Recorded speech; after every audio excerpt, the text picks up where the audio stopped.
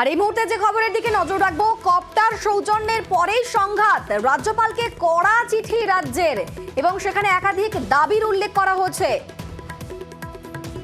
রাজ্যপালকে কড়া চিঠি দিয়েছে রাজ্য। আমাদের সঙ্গে রয়েছেন প্রতিনিধি সোমরাজ। সোমরাজ, সেই চিঠিতে কি কি বলা হচ্ছে, কি কি দাবি জানানো হচ্ছে?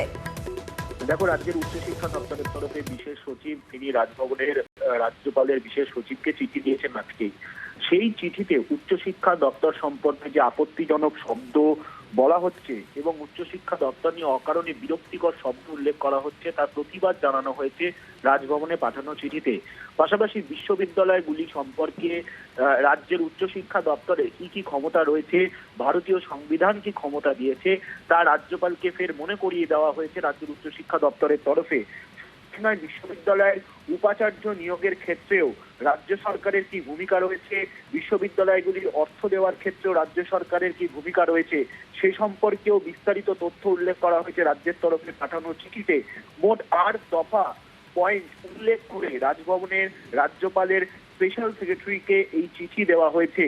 এর আগে আমরা দেখেছিলাম যে হেলিকপ্টার নিয়ে, অর্থাৎ রাজ্যপাল যখন গঙ্গাসাগরে যেতে চেয়েছিলেন তখন রাজ্য সরকারের তরফে সৌজন্য দেখিয়ে তাকে হেলিকপ্টার দেওয়া হয়েছিল। রাজ্য সরকারের হেলিকপ্টার ব্যবহার করে তিনি গঙ্গাসাগরে যান, কিন্তু তার কয়েকদিনের মধ্যেই ফের রাজ্যপাল সংঘাত চরমে।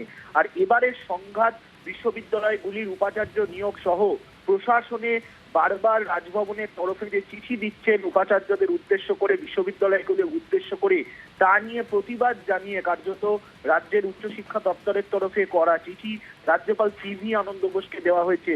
যদিও এই চিঠির প্রেক্ষিতে এখনো পর্যন্ত রাজভবনের তরফে কোনো প্রতিক্রিয়া দেওয়া হয়নি, কিন্তু যে চিঠি দেওয়া হয়েছে সেই চিঠিতে একদিকে যেমন যাদবপুর বিশ্ববিদ্যালয়ের সমাবর্তনের কথাও উল্লেখ করা হয়েছে যে 24শে ডিসেম্বরই বরাবর যাদবপুর বিশ্ববিদ্যালয়ের সমাবর্তন হয়, বিশ্ববিদ্যালয়ের স্ট্যাটুট তেমনটা বলে, এই কথা রাজ্যপালের মনে রাখা উচিত, তেমনটা উল্লেখ করে চিঠি দেওয়া হয়েছে।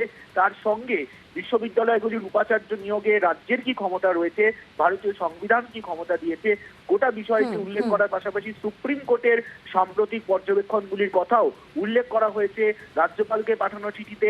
রাজ্যপালকে অনুরোধ জানানো হয়েছে রাজ্যের তরফে তিনি গত 5ই জানুয়ারি রাজ্যের বিশ্ববিদ্যালয়গুলির উদ্দেশ্যে যে আপত্তিজনক শব্দ লিখে উচ্চশিক্ষা দপ্তর সম্পর্কে চিঠি লিখেছিলেন সেই চিঠিটিকে প্রত্যাহার করে যাতে এই শব্দগুলি ব্যবহার করেন সেই বিষয় সম্পর্কে অনুরোধ জানানো হয়েছে রাজ্যপালকে রাজভবনের সচিবের তরফে পাঠানো চিঠিতে। ধন্যবাদ সোমরাজ।